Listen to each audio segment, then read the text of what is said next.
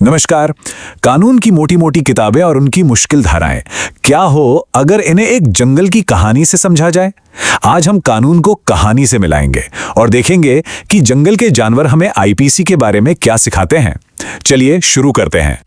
तो सबसे पहला सवाल, क्या जानवर भी कानून तोड़ते हैं? खैर, हमारी इस कहानी में तो इसका जवाब है हाँ। देखिए, जंगल के भी अपने नियम होते हैं और जब कोई उन्हें तोड़ता है तो नतीजा बिल्कुल इंसानों की दुनिया जैसा ही होता है। तो कहानी हमें ले चलती है घने जंगल के अंदर, जहां एक गुप्त गिरोह काम कर रहा था। और ये जानवर सिर्फ अपनी भूख मिटाने के लिए शिकार नहीं कर रहे थे। नहीं, ये एक सोची समझी साजिश के तहत जंगल के बुनियादी कानूनों को ही चुनौती दे रहे थे।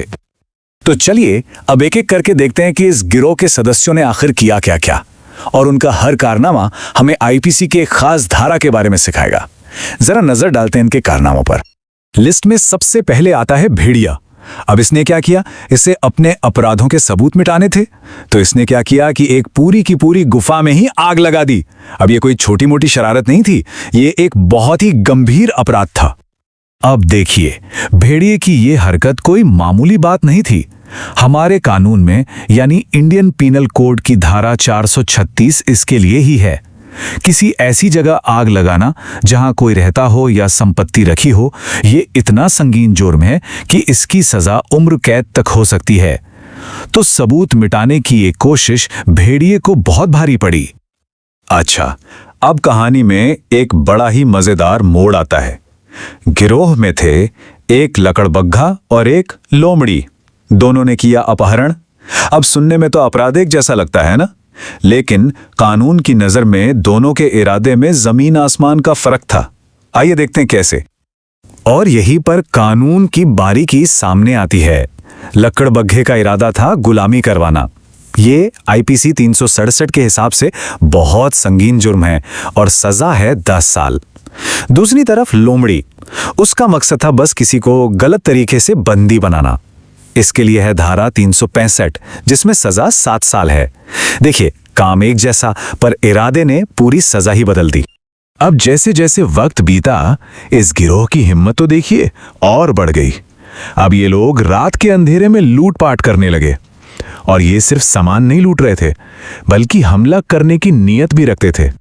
तो जब लूटपाट में जान का खतरा शामिल हो जाए ना, तो आईपीसी की धारा 397 लगती है और कानून इस मामले में बहुत बहुत सख्त है। सजा कम से कम 7 साल है। 7 साल। और यह भी याद रखने वाली बात है कि यह ज्यादा से ज्यादा सजा नहीं है, यह तो कम से कम है। मतलब अगर लूट में घातक हथियार इस्तेमाल हुआ तो सजा इससे कम तो हो ही नहीं सकती। इस गिरोह में कुछ और भी कलाकार थे, जैसे बंदर। उसने क्या किया? नदी के पानी में जहर मिला दिया। यह आता है आईपीसी 277 में। लेकिन सियार उससे भी एक कदम आगे था। उसने तो जहरीला खाना ही बेचना शुरू कर दिया, जो धारा 273 के हिसाब से और भी गंभीर जुर्म माना गया। दोनों ही काम खतरनाक थे, पर कानून दोनों में फर्क करता है। देखिए, अभी तक तो ये गिरोह जंगल के आम जानवरों को परेशान कर रहा था, लेकिन अब इन्होंने सीधी टक्कर ली जंगल के कानून से, जंगल के सिस्टम से। और यही इनकी सबसे बड़ी भूल थी। मामले में एक ही चश्मदीद गवाह था, एक तोता। उसने सब अपनी आंखों से देखा था। तो गिरोह ने क्या किया? उसे चुप कराने के लिए सीधी जान से मारने की धमकी दे डाली। यह सिर्फ एक धमकी नहीं थी, यह न्याय के रास्ते में रोड़ा अटकाने की कोशिश थी। किसी भी गवाह को डराना या धमकाना आईपीसी की धारा 195A के तहत बहुत सीरियस क्राइम है। सोचिए, अगर गवाह ही डरने लगे तो इंसाफ कैसे होगा? इसीलिए इसकी सजा 7 साल तक हो सकती है। और हद तो तब हो गई जब गिरोह के एक सदस्य भालू ने ड्यूटी पर तैनात हाथी पुलिस पर ही हमला कर दिया। मकसद एकदम साफ था, कानून के रखवाले को ही उसका काम करने से रोक दो। जब कोई किसी सरकारी कर्मचारी पर हमला करता है, उसे उसकी ड्यूटी करने से रोकने के लिए, तो ये आता है धारा 332 के तहत, और इसकी सजा भी 3 साल तक है। इससे पता चलता है कि कानून अपने रखवालों की हिफाजत को कितनी अहमियत देता है। और फिर वो दिन आ ही गया, जंगल में इंसाफ का दिन। सारे मुजरिम पकड़े गए और उन्हें पेश किया गया शेर राजा की अदालत में। पूरे जंगल की सांसें अटकी हुई थीं, ये देखने के लिए कि फैसला क्या होगा। और शेर की अदालत ने अपना फैसला सुनाया। भेड़िए को आग लगाने के जुर्म में उम्र कैद, लकड़बग्घे और उल्लू दोनों को 10-10 साल की सजा, लोमड़ी को 7 साल, गीदड़ को 5 और हाँ, हाथी पुलिस पर हाथ उठाने वाले भालू को मिली 3 साल की कैद।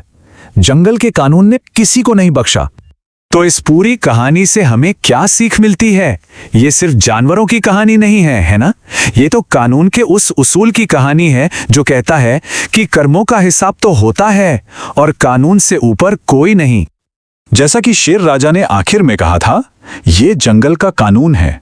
अपराध चाहे कितना भी चालाक क्यों न हो, न्याय की पकड़ से कोई नहीं बच सकता। बस ये एक लाइन इस पूरी कहानी का निचोड़ है और ये बात इंसानों की दुनिया पर भी उतनी ही लागू होती है। और अब आखिर में एक सवाल, अगर ये जंगल का कानून है तो फिर इंसानों के कानून की क्या अहमियत है?